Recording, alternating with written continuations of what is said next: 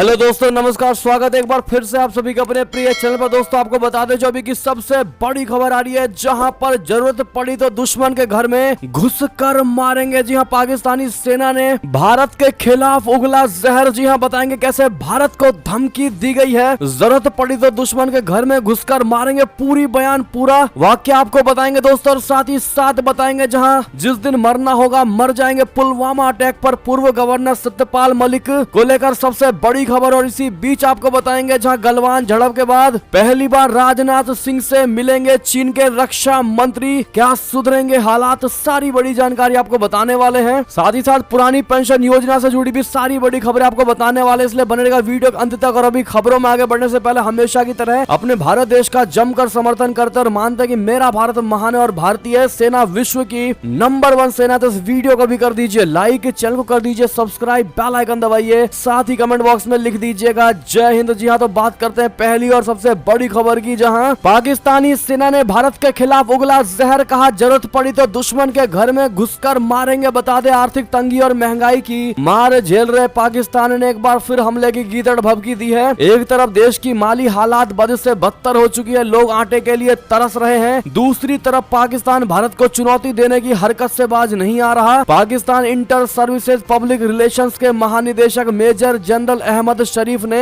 मंगलवार को एक बार फिर भारत को गीदड़ भभकी देते हुए कहा है कि अगर भारत ने कोई दुस्साहस किया तो पाकिस्तानी सेना मुंह तोड़ जवाब देगी। जी हां, ISPR पद पर नियुक्ति के बाद मेजर जनरल अहमद शरीफ ने मंगलवार को अपनी पहली प्रेस कॉन्फ्रेंस की। इस दौरान उन्होंने कहा कि पाकिस्तान के खिलाफ भारत का दुष्प्रचार जारी है, अगर जरूरत पड़ी तो हम इस लड़ाई के लिए दुश्मन के घर में भी घुस सकते हैं। अहमद शरीफ ने पिछले साल दिसंबर 2022 में ही सेना के मीडिया विभाग के प्रभारी के रूप में पदभार संभाला है। अहमद शरीफ ने आरोप लगाते हुए कहा है कि नियंत्रण रेखा पर पड़ोसी देश भारत ने 56 बार संघर्ष विराम का उल्लंघन किया है। अगर भारत किसी गलत आकलन और गलत फहमी के चलते पाकिस्तान के खिलाफ साजिश रचने की कोशिश करता है तो हम उसका मुंह तोड़ जवाब देंगे, इसमें कोई शक नहीं होना चाहिए। उन्होंने आगे कहा कि सेना प्रमुख असीम मुनीर ने इसी मकसद से कुछ दिनों पहले नियंत्रण रेखा का दौरा किया था। ये पहली बार नहीं जब पाकिस्तान की ओर से हमले की धमकी दी गई है। इससे पहले फरवरी महीने में POK पहुंचे पाकिस्तान के प्रधानमंत्री शहबाज शरीफ ने कहा था कि भारत न्यूक्लियर आर्म्ड कंट्री पर बुरी नजर नहीं डाल सकता है। उसे इस बात का एहसास होना चाहिए कि हम भारत को अपने पैरों तले कुचलने की ताकत रखते हैं। इतना ही नहीं, कुछ दिनों पहले पाकिस्तान के शहबाज शरीफ ने अपना बयान पलटते हुए कहा था कि हमने अपना सबक सीख लिया है और हम शांति से रहना चाहते हैं। हम एक दूसरे के पड़ोसी देश हैं और दोनों को एक दूसरे के साथ ही रहना है। भारत के साथ हमारे 3 युद्ध हुए हैं और इसने लोगों के लिए दुख, गरीबी और बेरोजगारी में बढ़ोतरी ही की है। अब ऐसे में जिस प्रकार से पाकिस्तान की सेना ने भारत के खिलाफ ये जहर उगला है दोस्तों, भारत को धमकी और चुनौती देने की कोशिश की है कि जरूरत पड़ी तो दुश्मन के घर में घुसकर मारेंगे। ऐसे में पाकिस्तान में खाने के लाले पड़े हुए हैं, गरीबी के बादल छाए हुए हैं, लोग भूख के मारे मर जा रहे हैं, आटो की लाइन में झड़पें हो रही हैं और लोग वहां पर दम तोड़ दे रहे हैं। पाकिस्तान की रस्सी जल चुकी है, उसके बावजूद भी पाकिस्तानी सेना का ये बयान ये दर्शाता है कि उसको अपने देश से कोई मतलब नहीं, उसकी जनता मरे चाहे जिए, लेकिन झड़प करने को वो 24 घंटे और 7 दिन तैयार है। बहरहाल ये तो वही वाली स्थिति हो गई है कि रस्सी जल चुका है पर बल नहीं गया। ऐसे में आप इस खबर को कैसे देखते हैं दोस्तों, और क्या जवाब देना चाहते हैं भारत की तरफ से, कमेंट में जरूर लिखिएगा दोस्तों। और वीडियो को जितना ज्यादा उसका शेयर कर दीजिएगा। व्हाट्सएप, फेसबुक पर बात करते हैं एक और बड़ी खबर की, जहां जिस दिन मरना होगा मर जाएंगे। पुलवामा अटैक पर पूर्व गवर्नर सत्यपाल मलिक ने बताया। अब पूरा सच बता दे, जम्मू कश्मीर के पूर्व गवर्नर सत्यपाल मलिक ने पुलवामा अटैक को लेकर एक बार फिर बयान दिया है। उन्होंने कहा कि मैंने पहले भी गवर्नर रहते हुए भी पुलवामा हमले का मामला उठाया था। जब मैं प्रधानमंत्री से मुलाकात करने के लिए जाता था तो इस्तीफा जेब में लेके जाता था। उन्होंने कहा कि मुझे मरने से डर नहीं लगता है, इंदिरा जी सुरक्षा में मारी गई, जिस दिन मुझे मरना होगा मर जाऊंगा। पूर्व गवर्नर सत्यपाल मलिक ने सीकर दौरे के दौरान मीडिया से बातचीत में कहा कि उन्होंने कहा है कि हाई कान खुद बोल चुका है कि पायलट एब्सेंट है। अमित शाह के बयान पर कहा कि हमने पहले भी पुलवामा मुद्दे को उठाया था, उसी दिन ही उठाया था। अमित शाह मुझसे इस्तीफा देने की बात कहते तो मैं 1 मिनट में दे देता। जी हाँ, आपको बता दें कि इस आरोप के बारे में पूछे जाने पर कि मलिक को CBI का हालिया समन प्रधानमंत्री नरेंद्र मोदी और उनकी सरकार सरकार की उनकी आलोचना से जुड़ा हुआ है। तो अमित शाह जी ने पिछले हफ्ते कहा था कि ऐसा आरोप सही नहीं है, क्योंकि उन्हें जांच एजेंसी ने पहले भी बुलाया था। मेरी जानकारी के अनुसार उन्हें दूसरी या तीसरी बार बुलाया गया है। एक जांच चल रही है, कुछ नई जानकारियां या सबूत सामने आए होंगे और उन्हें तीसरी बार बुलाया गया होगा। इसमें कोई सच्चाई नहीं है। अमित शाह जी ने कहा जब आप सत्ता में हैं तो आत्मा क्यों नहीं जागती। इस तरह की टिप्पणियों की विश्वसनीयता लोगों पत्रकारों को दिखनी चाहिए। अगर ये सब सच है तो वे राज्यपाल रहते हुए चुप क्यों थे। ये सार्वजनिक चर्चा के मुद्दे नहीं है, अमित शाह जी ने कहा। जिसके बाद दोस्तों सत्यपाल मलिक ने कहा कि यह कहना गलत है कि पद छोड़ने के बाद मैंने पुलवामा हमले पर सवाल उठाया। उन्होंने कहा कि मैंने हमले के दिन भी इस सवाल को उठाया था। जी हाँ, इतना ही नहीं, सत्यपाल मलिक ने कहा कि देश खतरनाक लोगों द्वारा चलाया जा रहा है। 2024 भाजपा से छुटकारा पाने का आखिरी मौका है। जी हाँ, मलिक ने किसानों से एकजुट होकर अपने अधिकारों के लिए लड़ने का आह्वान किया है। 2020-21 किसानों का विरोध खत्म हो गया है, लेकिन मांगे अभी तक पूरी नहीं हुई है। मांगों में उपज के लिए न्यूनतम समर्थन मूल्य से संबंधित मांग शामिल है। उन्होंने आगाह किया है कि 2024 का चुनाव लोगों के पास भाजपा से छुटकारा पाने का आखिरी मौका है। अब ऐसे में सत्यपाल मलिक जिस प्रकार से कह रहे हैं कि अगर सही समय पर विमान को भेज दिया गया होता तो हमारे जवान बच गए होते। अब ऐसे में उनकी इस राजनीति के पीछे सबसे बड़ा मंशा आपको क्या लगता है दोस्तों? जिस प्रकार से ये इल्जाम लगा रहे हैं केंद्र की मोदी सरकार पर, वो कुछ ऐसा रह रहा है जैसे कि केंद्र सरकार ने जानबूझ करके ही विमान ना पहुंचाया हो। इनके बयानों से तो ऐसा ही लग रहा है। बहरहाल इस प्रकार के झूठे इल्जाम लगाना आपको कितने हद तक सही लगता है बताइएगा जरूर। और सत्यपाल मलिक की बौखलाहट को आप किस नजरिए से देखते हैं बताना मत भूलिएगा। चलते हैं एक और बड़ी खबर की तरफ, जहां गलवान झड़प के बाद पहली बार मिलेंगे भारत और चीन के रक्षा मंत्री। इस दिन होगी मुलाकात, क्या सुधरेंगे हालात? बता दें चीन के रक्षा मंत्री जनरल ली शांगफू गुरुवार को अपने भारतीय समकक्ष राजनाथ सिंह से मुलाकात करेंगे। मई 2020 में पूर्वी लद्दाख की गलवान घाटी में सैनिकों के बीच हुई हिंसक झड़प के बाद ये पहली बैठक होगी। दरअसल शांगफू 27 अप्रैल से शंघाई सहयोग संगठन यानी एससीओ के रक्षा मंत्रियों की बैठक में भाग लेने के लिए इस सप्ताह भारत का दौरा करने वाले हैं। चीनी राष्ट्रपति शी जिनपिंग के करीबी सहयोगी माने जाने वाले जनरल ली की भारत यात्रा को महत्वपूर्ण माना जा रहा है। जनरल ली और रक्षा मंत्री राजनाथ सिंह जी के बीच द्विपक्षीय बैठक के दौरान सीमा पर बने गतिरोध को हल करने को लेकर बातचीत हो सकती है। साथ ही दोनों के बीच सैन्य व कूटनीतिक वार्ता की प्रगति पर भी चर्चा होने की संभावना है। जी हां, चीन के रक्षा मंत्रालय ने एक बयान में कहा कि आमंत्रण पर रक्षा मंत्री जनरल ली शांगफू 27 से 28 अप्रैल से नई दिल्ली में एससीओ के सदस्य देशों के साथ उनके रक्षा मंत्रियों के साथ परिषद की बैठक में भाग लेंगे। ली के दौरे से पहले चीनी रक्षा मंत्रालय ने 23 अप्रैल को चुशूल मोल्दो सीमा स्थल पर आयोजित चीन भारत कोर कमांडर स्तरीय बैठक के 18वें दौरे के बाद सकारात्मक बात की। जी हाँ, ऐसे में सबसे बड़ा सवाल यही है कि लद्दाख से लेकर अरुणाचल प्रदेश तक तनाव बना हुआ है। अब ऐसे में भारत क्यों ही आ रहे हैं चीन के रक्षा मंत्री, और जब भारत आ रहे हैं तो उनका सबसे बड़ा मंशा क्या हो सकता है? क्योंकि चीन का कोई भी मंत्री बहुत जल्दी भारत आने की कोशिश नहीं करता, और ऐसे में अब कोई और नहीं बल्कि खुद रक्षा मंत्री भारत आ रहे हैं। ऐसे में इसको लेकर सबसे बड़े सवाल सारे भारतीयों के मन में यही है कि आखिर तनाव के बीच भारत में आने के पीछे चीन का सबसे बड़ा मंसूबा क्या हो सकता है? आपको क्या लगता है दोस्तों? भर भर के अपनी राय रखिएगा और साथ ही साथ वीडियो को लाइक करते चलिएगा। बात करते हैं और खबर की, जहां चीन पाकिस्तान की दोहरी रणनीतिक चुनौती को मात देने के लिए भारत बढ़ा रहा अपना सैन्य खर्च। बहुत बड़ी खबर, भारत ने पिछले एक साल में सैन्य खर्च के मामले में रशिया से एक पायदान पीछे है। इसके साथ ही सैन्य खर्च के मामले में भारत विश्व का चौथा सबसे बड़ा देश बन गया है। दरअसल सोमवार को Stockholm international peace research institute यानी सिपरी ने अपनी रिपोर्ट जारी की है, जिसमें उसने 2022 के सैन्य खर्चों का विवरण दिया है। सिपरी की रिपोर्ट के मुताबिक भारत का सैन्य खर्च पिछले वर्ष में कुल 81.4 बिलियन डॉलर रहा और ये दुनिया में चौथा सबसे अधिक था। सैन्य खर्च के मामले में पिछले वर्ष की तुलना में 6% की बढ़ोतरी देखी गई। 2022 में सैन्य उपकरणों पर वैश्विक खर्च 2.24 ट्रिलियन डॉलर रहा। अगर इसे रियल टर्म में देखा जाए तो ये 3.7% बढ़ी है। ये अब तक का सर्वकालिक उच्च स्तर पर पहुंच गया है। रिपोर्ट में उल्लेख किया गया है कि 2022 लगातार 8वां वर्ष रहा जब वैश्विक सैन्य खर्च बढ़ा। सिपरी ने दोस्तों ये रिपोर्ट रशिया और यूक्रेन के बीच चल रहे युद्ध के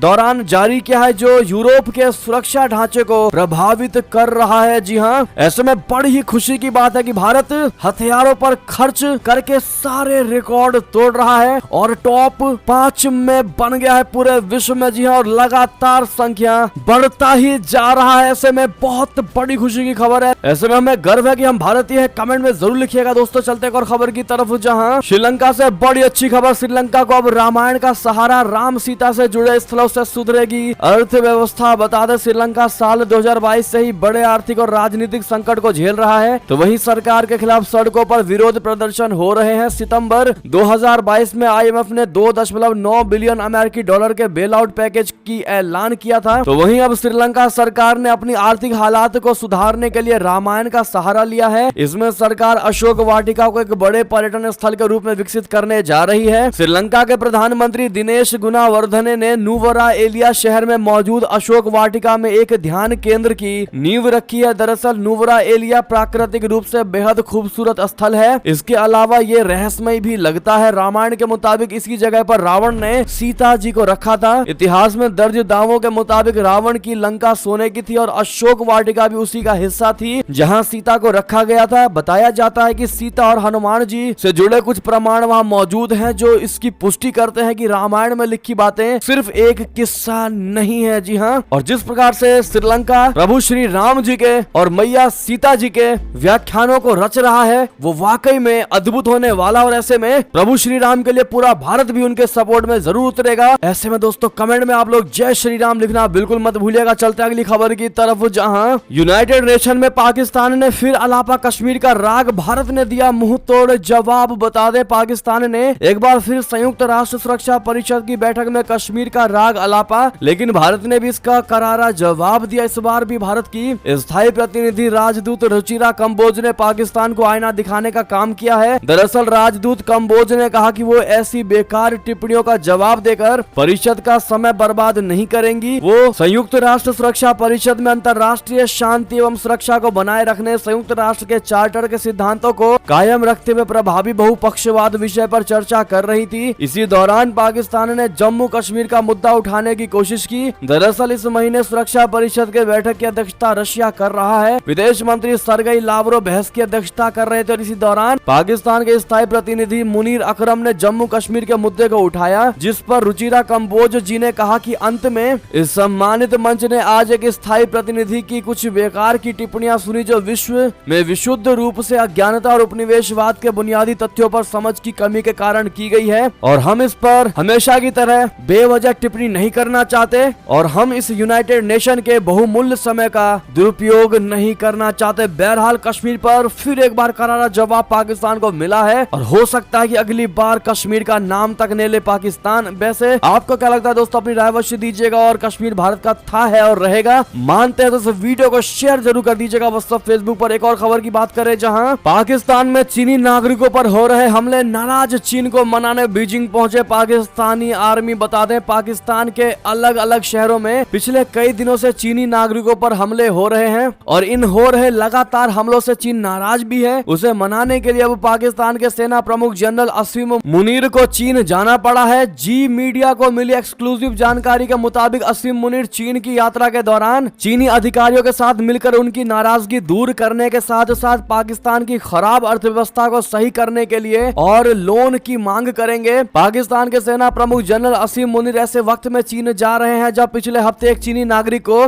इस निंदा यानी ब्लास्फेमी के आरोप में पाकिस्तान के खैबर पख्तूनख्वा से गिरफ्तार कर उसे 14 दिन की जेल में दे दिया गया था। जिस चीनी नागरिक को इस निंदा के आरोप में गिरफ्तार किया गया है उसका नाम तियान है और वो दासू हाइड्रो पावर प्रोजेक्ट के लिए प्रोजेक्ट मैनेजर के पद पर तैनात था। जानकारी के मुताबिक चीनी नागरिक को लगातार पाकिस्तान में धमकी मिल रही थी और उसे खैबर पख्तूनख्वा से शिफ्ट कर पाकिस्तानी सेना के हेलीकॉप्टर से एबोटाबाद भेजना पड़ा था। 4 दिनों की पाकिस्तान यात्रा पर पहुंचे पाकिस्तानी आर्मी चीफ असीम मुनीर के साथ पाकिस्तानी सेना के कई वरिष्ठ अधिकारी भी चाइना पहुंचे हैं। आपको बता दें कि कर्ज की भीख मांगने की भी कोशिश की जाएगी, नहीं मिलेगा वो अलग बात है, लेकिन भीख जरूर मांगेंगे। बहरहाल इस पर आपकी जो भी निजी राय हो बात करते हैं। एक और खबर की, जहां गोली और बमबारी में सूडान में 400 से ज्यादा मौतें, भारत ने 278 नागरिकों को निकाला बाहर। बता दें हिंसा की आग में जल रहे सूडान से भारतीयों को निकालने के लिए ऑपरेशन कावेरी शुरू हो गया। भारतीयों का जत्था आईएनएस सुमेधा पर सवार होकर वहां से जिद्दा के लिए रवाना हो गया। 278 लोगों को लेकर जहाज सूडान के बंदरगाह से सऊदी अरबिया के शहर जिद्दा के लिए रवाना हुआ। हिंसाग्रस्त सूडान से अपने नागरिकों को निकालने के लिए भारत ने सोमवार को ऑपरेशन कावेरी भी शुरू किया था। विदेश मंत्रालय के प्रवक्ता अरिंदम बागची ने ट्वीट में कहा कि ऑपरेशन कावेरी के तहत सूडान में फंसे भारतीयों का पहला जत्था रवाना हो गया है। INS सुमेधा पर सवार होकर 278 लोग सूडान के बंदरगाह से जेद्दा के लिए रवाना हो गए हैं। सूडानी सशस्त्र बल और रैपिड सपोर्ट फोर्स के बीच सत्ता हासिल करने के लिए आर पार की लड़ाई जारी है। विदेश मंत्री जयशंकर जी ने कहा था कि भारतीय जहाज और विमान भारतीयों को स्वदेश लाने के लिए तैयार है। जेद्दा में 2 C-130J सैन्य परिवहन विमान उड़ान भरने के लिए तैयार रखे गए हैं। साथ ही साथ अब तक की जानकारी में बता दें कि 12 दिनों से जारी भीषण इस लड़ाई में 400 से अधिक लोगों की जानें जा चुकी है। ऐसे में सारे भारतीयों को निकालना बेहद जरूरी है। अगली खबर की बात करते हैं, जहां PFI को पूरी तरह से कुचलने के लिए NIA का बहुत बड़ा एक्शन। बिहार, यूपी समेत 17 ठिकानों पर एक साथ की छापेमारी। बता दे भारत में प्रतिबंधित संगठन पॉपुलर फ्रंट ऑफ इंडिया यानी PFI पर नेशनल इन्वेस्टिगेशन एजेंसी यानी NIA ने एक बार फिर से बड़ी कार्रवाई की है। NIA ने PFI के उत्तर प्रदेश, मध्य प्रदेश और बिहार समेत कई 17 ठिकानों पर एक साथ छापेमारी की है। जानकारी के मुताबिक NIA ने बिहार में सबसे अधिक 12 जगहों पर छापेमारी की। प्रतिबंधित संगठन पॉपुलर फ्रंट ऑफ इंडिया से जुड़े मामले में दरभंगा शहर के उर्दू बाजार स्थित दंत चिकित्सक डॉक्टर सारिक रजा और सिंगवाड़ा थाना क्षेत्र के शंकरपुर गांव निवासी महबूब पर NIA ने छापेमारी की। बहरहाल मोदी सरकार पूर्ण रूप से कोशिश में लगी हुई और इन देशद्रोही मंसूबे रखने वाले संगठनों को नष्ट करने में लगी हुई। अगर आप भी वाकई में मोदी सरकार के इस कार्य की सराहना करते हैं तो कमेंट में लॉन्ग लिव मोदी जी कहना बिल्कुल मत भूलिएगा। चलते एक और बड़ी खबर की तरफ, जहां कश्मीरी भारत के साथ जो कल दुनिया का बाप होगा वो है भारत। जी हां, पाकिस्तानी बोला मोदी जी हमें भी गोद ले लीजिए। बता दें पाकिस्तान के कब्जे वाले कश्मीर यानी POK में अवाम आए दिन सड़कों पर सरकार के विरोध में प्रदर्शन करती है। पाकिस्तान सरकार आटे जैसे मूलभूत चीजों के वितरण में भी POK की जनता के साथ भेदभाव करती है। यूं तो गरीबी और महंगाई पूरे पाकिस्तान में छाई है, लेकिन POK में लोगों का हाल ज्यादा बुरा है। इन सब के बावजूद पाकिस्तानी नेताओं को जब भी वैश्विक मंचों पर जाने का मौका मिलता है तो वे कश्मीर राग अलापने से बाज नहीं आते।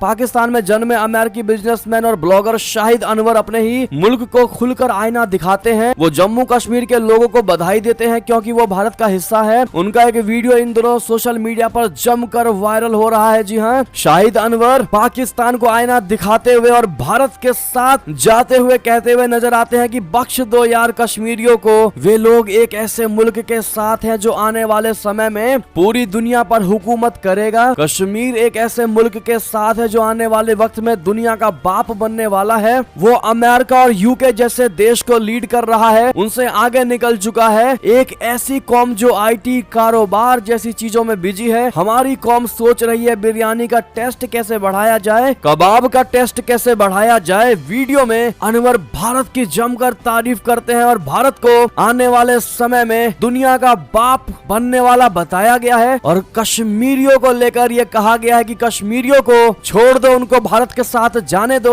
वो भारत के साथ बेहद खुश है क्योंकि भारत आज और आने वाले समय में दुनिया पर हुकूमत करेगी। हमारी क्या औकात है भारत के सामने। हमारे यहाँ के लोग बस बिरयानी के ऊपर ध्यान देते हैं, ना कि विकास के ऊपर। बहरहाल उनका कहना है कि PM मोदी जी कृपया करके हमें भी गोद ले लो, हमारे पूरे पाकिस्तान को गोद ले लो, ताकि उनके साथ होकर इंडिया का पासपोर्ट होने से हमें इंटरनेशनल बेइज्जती ना हो। उनकी इकोनॉमी देखो, उन लोगों का एक अलग ही लेवल है। पाकिस्तानी अवाम, हुक्मरान और मुल्क सब गरीब है और गरीब हमेशा अमीर से दोस्ती क्यों करता है, ताकि हमेशा कुछ मांग सके। बहरहाल दोस्तों, पाकिस्तानी भी कह रहे हैं कि मोदी जी हमें गोद ले लो। इस पर आपकी क्या टेक होने वाली, आपकी क्या राय होने वाली है दोस्तों, बताइएगा जरूर। लेकिन हमेशा की तरह वीडियो को शेयर कर दीजिएगा। बात करते हैं अगली खबर की, जहां अमेरिका की वजह से बढ़ रही है न्यूक्लियर वार की आशंका। रशिया ने यूक्रेन युद्ध में US के शामिल होने पर कही ये बात। बता दें रशिया और यूक्रेन के बीच युद्ध शुरू हुए 14 महीने से ज्यादा हो गए हैं। युद्ध के दौरान दोनों देश को बहुत ही ज्यादा नुकसान का सामना करना पड़ा है। इसी बीच तास समाचार एजेंसी ने मंगलवार यानी 25 अप्रैल को एक वरिष्ठ